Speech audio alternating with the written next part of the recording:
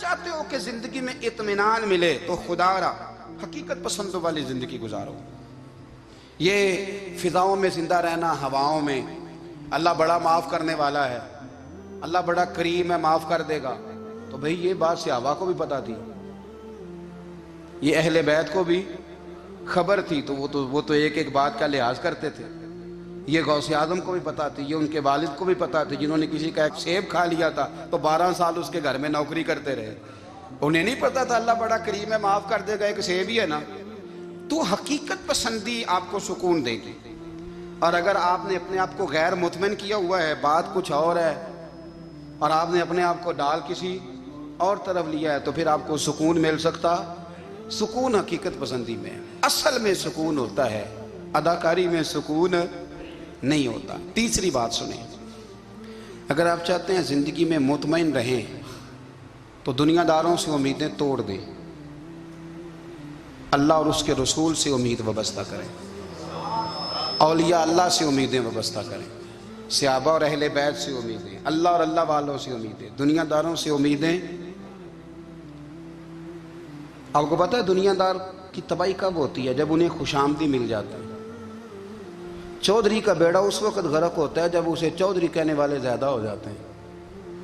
سیٹھ صاحب اور نواب صاحب بیچارے تباہ تب ہوتے ہیں بھولے پن میں، جب ان کے دائیں بائیں ریلا ہوتا ہے سیٹھ صاحب کہنے کا. لوگ انہیں کھانا چاہتے ہیں، پیار ان کا نہیں ہوتا، ان کی جیب کا ہوتا ہے. محبت ان سے نہیں ہوتی، ان کی کرسی سے ہوتی ہے. ضروریات کا پیار ہوتا ہے، تباہ کر دیا جاتا ہے.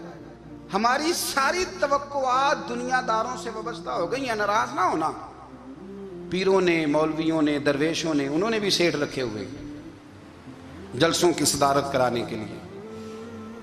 یعنی مذہبی جلسہ ہے، اس میں بہت زبردست پڑھے لکھے صاحب تقوی عالم کا خطاب ہے، اور کی صدارت وہ بندہ کر رہا ہے جس نے عشاء کی نماز بھی نہیں پڑھی. وہ بندہ صدارت کر رہا ہے، کیوں؟ اس لیے کہ اس نے لاکھ روپیہ دیا محفل میں. خدا را دنیا داروں سے امیدیں چھوڑ دیں، ورنہ آپ کمزور پڑ جائیں گے، آپ کی امیدیں ٹوٹیں گی. کتنا کمزور ہے وہ شخص جو 2-4 ہزار کے لیے کسی بندے کی چاپلوسی کرتا ہے، اس کے پیچھے بھاگتا ہے، خوش آمدیں کرتا ہے تھوڑے سے نوٹوں کے لیے. دکھ سکھ میں کام آئے گا اس کام کے لیے. میرے رسول کریم علیہ السلام نے فرمایا، جس نے بندوں کو راضی کرتے کرتے رب کو ناراض کر دیا، اس کی دنیا بھی گئی اور آخرت بھی گئی. اور فرمایا جس نے بندوں کی پرواہ نہیں کی، اللہ کو راضی کیا، فرمایا اگر رب راضی ہو گیا تو لوگوں کے دلوں میں بھی محبت پیدا فرما دے گا. کیا ضرورت ہے خوش آمد کرنا دنیا داروں کی، سیٹوں کی، نوابوں کی، چاپلو. اور میں آپ کو ایک بات بتاؤں، ہوتا پتہ کیا ہے؟ یہ جو حب جا اور حب با ہوتی ہے نا، اس سے پیٹ نہیں بھرتا. آپ کو اگر خوش آمد کرنی ہے تو پھر آپ کو ساری زندگی کرنی ہے.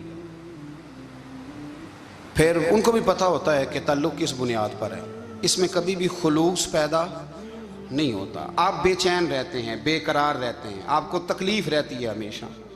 کبھی بھی دنیا داروں سے امیدیں وابستہ نہ کریں. ایک بات سنیں بڑی شاندار، امام غزالی نے لکھی ہے. امام غزالی فرماتے ہیں کہ ہارون الرشید نہ حج کر کے واپس آیا بغداد میں، تو کونے میں حضرت بہلول دانا بیٹھے تھے. رش بہت تھا، مجمع بڑا تھا. حضرت بہلول دانا بھی سڑک کے کنارے بیٹھے تھے، تو سپاہی کہنے لگے یہاں سے اٹھ جاؤ. فرمانے لگے ہارون الرشید کی زمین نہیں، زمین میرے رب کی ہے، میں کیوں اٹھوں؟ وہ قریب سے گزرا تو سلام لی، تو آپ نے اس کا پروٹوکول دیکھا تو فرمانے لگے ہارون الرشید تجھ سے تگڑے تگڑے موٹے موٹے پروٹوکول میں نے لوگوں کے دیکھے ہیں، اور یہ جو تیرے دائیں بائیں آج تیرے نعرے لگا رہے ہیں، یہ پہلے ان لوگوں کے نعرے لگایا کرتے تھے. اور تھوڑا وقت گزرنے دے، جو تیرے بعد آئے گا نا، یہ سارے پھر ان کے نعرے بھی لگائیں گے. تو جھوٹ کی دنیا میں زندہ ہے، ان سے تو نے امیدیں وابستہ کی ہیں، یہ کل اس کے نعرے لگائیں گے. اس کے دل پہ بڑا اثر ہوا، گھوڑے سے اتر آیا، آگے کہنے لگا حضور آپ نے مجھے بڑی اچھی نصیحت کی ہے، میرا دل بڑا ٹھنڈا ہوا ہے. میں نے سنا ہے آپ مقروض ہیں، کچھ لوگوں کا قرض، تو مجھے کوئی حکم ہی کر دیں. آپ ہنسنے لگے، فرمانے لگے یار تو بڑا ہی بیوقوف ہے، بڑا ہی بیوقوف ہے تو. میں تجھے نصیحت کر رہا ہوں، تو مجھے الجھا رہا ہے. حضور کوئی حکم کر دیں. کیا خوبصورت انداز ہے رب کریم کے بندوں کا. حضرت بہلول دانا فرمانے لگے تیرا رب کون ہے؟ کہا اللہ. تو فرمایا میرا کون ہے؟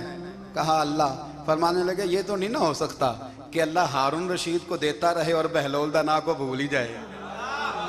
یہ تو نہیں نہ ہو سکتا کہ ہارون رشید کو دیتا رہے اور بہلول دانا کو بھول جائے۔ فرمایا اس کا دل، اس کا ارادہ ہوا، ارادہ قدرت ہوا کہ بہلول مقروض رہنا چاہیے، تو اگر رب مجھے رکھنا چاہتا ہے، دکھ قبول محمد بخشا راضی رہن پیارے، اگر وہ چاہتا ہے میں مقروض رہوں تو میں بھی چاہتا ہوں کہ میں مقروض ہی رہوں۔ یہ تو نہیں نہ ہو سکتا کہ تجھے دے اور مجھے نہ دے۔ فرمایا میری تجھ سے کوئی امید نہیں، مجھے جب بھی دے گا میرا رب بھی دے گا، اور وہ دے گا تو پھر انشاءاللہ خزانے کھول کے دے گا۔